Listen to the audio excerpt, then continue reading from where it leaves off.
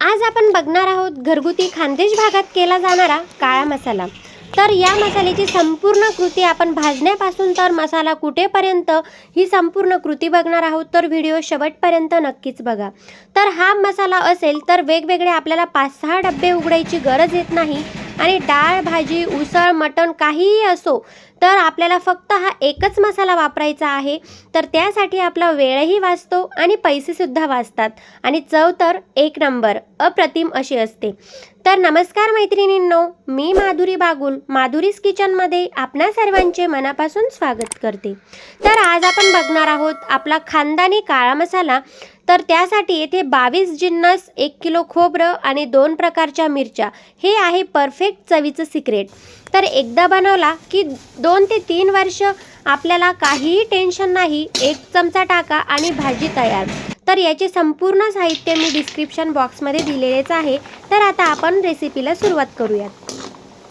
तर सगळ्यात आधी आपण हळकुंड तळून घेणार आहोत। तर त्यासाठी कढईत तेल गरम करून हळकुंड टाका। मंद आचेवर तळायचे आहेत। सुरुवातीला तडतड असा आवाज येईल। जोपर्यंत हा आवाज पूर्णपणे बंद होत नाही तोपर्यंत आपल्याला तळत राहायचं आहे आणि आवाज बंद झाला की समजा हळकुंड आतून पक्क भाजलं गेलेलं आहे आणि तसंच ते मध्ये सुद्धा फुटते, म्हणजेच हळदकुंड हे आतपर्यंत छानपैकी असं भाजलं गेलं। तर मग लगेच आपण येथे बाहेर काढायचे आणि जास्त तळलं तर ते कडू होतं। हळकुंड काढून झालं। आता त्याच तेलात आपण खडा हिंग तळून घेणार आहोत। जर तुम्हाला शक्य असेल तर तुम्ही त्याचे तुकडे सुद्धा करून तळून घेऊ शकतात। तर हे आपल्याला मंद आचेवरच तळायचे आहे। 2 ते 3 मिनिटात हिंग फुलून दुप्पट होतो, म्हणजेच तो उलेल। जोपर्यंत हिंग उलत नाही तोपर्यंत आतमध्येपर्यंत तो तळला जात नाही। एकदा का हिंग छान फुलला लगेच आपण तो बाहेर काढायचा आहे। जास्त तळला तर तो जळला जातो आणि कडू होतो। हिंग तळल्याने त्याचा उग्रपणा जातो आणि सुगंध पण येतो आणि हिंग व्यवस्थित भाजला गेला की मसाला सुद्धा टिकतो। हिंग काढून झाला। आता आपण दालचिनी तळणार आहोत। त्याच तेलात दालचिनीचे तुकडे टाकायचे आहेत। मंद आचेवर फक्त 30 ते 40 सेकंद आपल्याला हे दालचिनीचे तुकडे परतायचे आहेत। दालचिनीचा रंग थोडा बदलला आणि मस्त सुगंध सुटला की लगेच आपल्याला हे बाहेर काढायचे आहे आणि त्यानंतर इथे आपण आता इथे सुंठ घेतलेला आहे। सुंठ सुद्धा आपल्याला फक्त 30 ते 40 सेकंद परतून घ्यायचा आहे आणि तो बाहेर काढायचा आहे। त्यानंतर येथे आता मसाल्याचेच जिन्नस कर्णफूल, मलाही आता हे प्रकार एवढे सांगता येत नाही। तर जे काही साहित्य आहे ते आपल्याला इथे फक्त 30 ते 40 सेकंद परतून घ्यायचे आहेत आणि थोडे हे असेच भाजून घेऊन थोडेसे तेल शांत झाले की आपल्याला हे सर्व लगेच काढून घ्यायचे आहे आणि हे सर्व मसाले आपल्याला कमी गॅसवर मंद गॅसवरच आपल्याला भाजून घ्यायचे आहेत। जर फुल गॅस केला की ते सर्व आतून कच्चेच राहतील आणि वरच्यावरती फक्त ते जळतील। तर त्याच पद्धतीने हे जायफळ सुद्धा आपण येथे तेलात टाकल्यानंतर 30 ते 40 सेकंद परतून घेतले आणि काढून घेतलेले आहे। तर आता इथे आपल्याला जिरे बडीशेप शहाजिरे हे सर्व भाजून घ्यायचे आहे। तर त्यासाठी जिरे हे संपूर्ण तेल शोषून घेते, म्हणून आपल्याला इथे कढईतले तेल काढून घ्यायचे आहे आणि लागेल तसे हे यात टाकायचे आहे। तर येथे मी हे थोडेसे तेल काढून घेतलेले आहे आणि यात आपल्याला जिरे सुद्धा चांगले भाजून घ्यायचे आहे। तर जिरे थोडे व्यवस्थित चांगले परतून घ्यायचे आहे। तर यासाठी आपल्याला 1 ते 2 मिनिटे मंद आचेवर चांगले भाजून घ्यायचे आहे। जिरे काढून झाले की त्यात आपण बडीशेप आणि जे शहाजिरे होते ते सुद्धा आपण इथे तळून घेणार आहोत। तर जिऱ्यासारखेच येथे बडीशेप सुद्धा आपल्याला 1 ते 2 मिनिटे चांगली परतून घ्यायची आहे आणि मंद आचेवरच हे सर्व परतायचे आहे। तर शहाजिरे हे थोडेसेच असल्यामुळे आपण यातच हे मिक्स करून घेतलेले आहे आणि यात थोडेसे तेल कमी वाटले म्हणून तेल टाकलेले आहे आणि हे छानपैकी असे आपल्याला हे परतून घ्यायचे आहे आणि नंतर ते आपल्याला इथे सर्व काढून घ्यायचे आहे। तर बघा, हे खूप छान असे आपला हा जो अर्धा मसाला आहे तो छानपैकी असा भाजून झालेला आहे आणि आता आपण खसखस घेतलेली आहे। तर खसखस सुद्धा तेल शोषून घेते, म्हणून आपण यात तेल लागेल तसे टाकायचे आहे।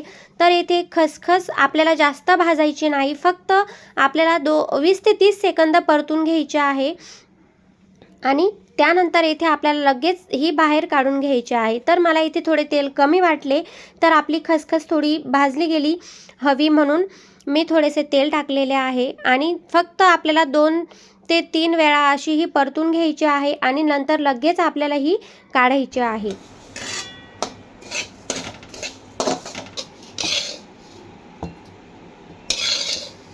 येथे आपली खसखस काढून झाल्यानंतर तर येथे धने भाजून घेणार आहोत. तर धने हे 1 किलोच्या प्रमाणात 1 किलो आहे म्हणून आपल्याला हे थोडे थोडेच घेऊन भाजायचे आहेत. जर आपण एकदम जास्त प्रमाणात टाकले तर ते व्यवस्थित भाजले जाणार नाहीत, म्हणून आपण ते 2 ते 3 वेळा घेऊन थोडे थोडे आपल्याला हे कमी गॅसवरच भाजून घ्यायचे आहेत. तर धने आपल्याला थोडेसे पेशन्स ठेवून भाजायचे आहेत, त्यासाठी थोडा वेळ लागतो. तर ते आपल्याला खमंग असे हे भाजून घ्यायचे आहेत. थोडासा त्याचा कलर चेंज होईपर्यंत आपण हे भाजून घेणार आहोत. आणि बघा, तुम्हाला कलर त्याचा आधी हिरवा होता आणि हिरवा म्हणजेच आपण जेव्हा दुकानातून धने घेतो तर ते हिरवे आणि थोडेसे लालसर असतात. त्यासाठी आपण हे धने हिरवे बघूनच घ्यायचे आहेत, म्हणजे ते ताजे असतात. तर हे बघा, भाजलेल्या धन्यांचा कलर आणि जो आपण कच्चे धने आहेत त्याचा हिरवा कलर आहे. तर हे आपल्याला जोपर्यंत लालसर होत नाही तोपर्यंत भाजून घ्यायचे आहेत. तर अशा पद्धतीने हे सर्व धने मी 2 ते 3 वेळा घेऊन थोडे थोडे भाजून घेतलेले आहेत. त्यानंतर येथे कांद्याची करप घेतलेली आहे. तर करपसुद्धा येथे छानपैकी आपल्याला खमंग अशी थोडीशी लालसर रंग येईपर्यंत भाजून घ्यायची आहे. तर येथे मी थोडेसे तेल टाकलेले आहे आणि त्या तेलात आपल्याला छानपैकी अशी परतून घ्यायची आहे. तर करप भाजायला सुद्धा थोडा वेळ लागतो, त्यासाठी थोडा पेशन्स ठेवायचा आहे आणि मंद आचेवर आपल्याला हळूहळू अशी ही भाजायची आहे. तर येथे करपसुद्धा मी छानपैकी अशी ही सोनेरी रंग येईपर्यंत भाजून घेतलेली आहे. आणि त्यानंतर येथे आता आपण हे जे खोबरे आहे ते सुद्धा आपले 1 किलोच्या प्रमाणात 1 किलो आहे, म्हणून ते आपल्याला थोडे थोडे करून भाजून घ्यायचे आहे. तर ते 2 ते 3 वेळा आपल्याला हे थोडे थोडे करत असे हे भाजायचे आहे. तर खोबरेसुद्धा आपल्याला जोपर्यंत त्याचा रंग बदलत नाही तोपर्यंत आपल्याला इथे खमंग भाजायचे आहे. तर मी या ज्या काही तुम्हाला वस्तू सांगत आहे त्या तशाच पद्धतीने भाजायच्या आहेत. जर तुम्ही कमी जास्त भाजल्या तर आपल्या मसाल्याचा कलरसुद्धा तसा होतो आणि चवसुद्धा त्याची पाहिजे तशी येणार नाही. म्हणून ज्या वस्तू मी तुम्हाला सांगितल्या आहेत, खोबरे झाले, धने झाले, तसेच आपलं मिरचीसुद्धा मी तुम्हाला पुढे सांगणारच आहे. तर ते आपल्याला करप झाली जोपर्यंत त्यांचा रंग बदलत नाही तोपर्यंत आपल्याला हे खमंग असे हे भाजून घ्यायचे आहेत. बघा, खोबरेसुद्धा आपले लालसर झालेले आहे. आणि आता मिरच्या घेतलेल्या आहेत. तर येथे आता मी मिरच्या दाखवते तुम्हाला. येथे मी 2 प्रकारच्या मिरच्या वापरलेल्या आहेत. एक रसगुल्ला मिरची घेतलेली आहे, म्हणजेच त्यासाठी आपल्या मसाल्याला रंग येतो आणि मसाल्याचा जो कलर तर येतोच आणि त्याचा जो तरीदारपणा येतो तो या मिरचीमुळेच येतो. आणि त्यानंतर इथे दुसरी मिरची ही घेतलेली आहे, ती गावरान मिरची.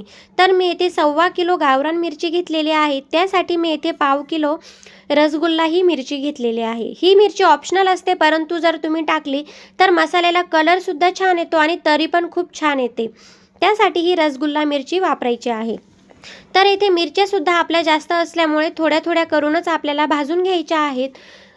आणि मिरच्यासुद्धा आपल्याला थोडासा कलर चेंज होईपर्यंत आपल्याला भाजून घ्यायच्या आहेत. सर्व मिरच्या भाजून घ्यायच्या आहेत. जर आपल्याला त्यात थोड्याफार काही कच्च्या वाटल्या तर त्या निवडून घ्यायच्या आहेत आणि त्या पुन्हा आपल्याला या सर्व मिरच्यांमध्ये टाकून छानपैकी अशा भाजून घ्यायच्या आहेत. तर अशा पद्धतीने मी या सर्व मिरच्या थोड्या थोड्या करत या सर्व कमी गॅसवर भाजून घेतलेल्या आहेत. आणि आता सगळे गरम मसाले भाजून झालेत. बघा किती सुंदर कलर आलेला आहे. पण आता मी तुम्हाला येथे एक सिक्रेट सांगत आहे. तर या परातीतल्या ज्या 5-6 वस्तू आहेत, तेजपान, हिरवा वेलदोडा, जावेत्री, दगडफूल, रामपत्री, या चुकूनही आपल्याला भाजायच्या नाहीत, कच्च्याच टाकायच्या आहेत. का तर याचे कारण यांना उष्णता सहन होत नाही. भाजल्या की मसाला कडू होतो, काळा पडतो. कच्च्या टाकल्या की मसाल्याचा मस्त थंड गोड सुगंध येतो. हाच आहे वर्षानुवर्षे टिकवणाऱ्या मसाल्याचा खरा मंत्र. तर म्हणूनच लक्षात ठेवा, या वस्तू आपल्याला न भाजताच कच्च्याच टाकायच्या आहेत.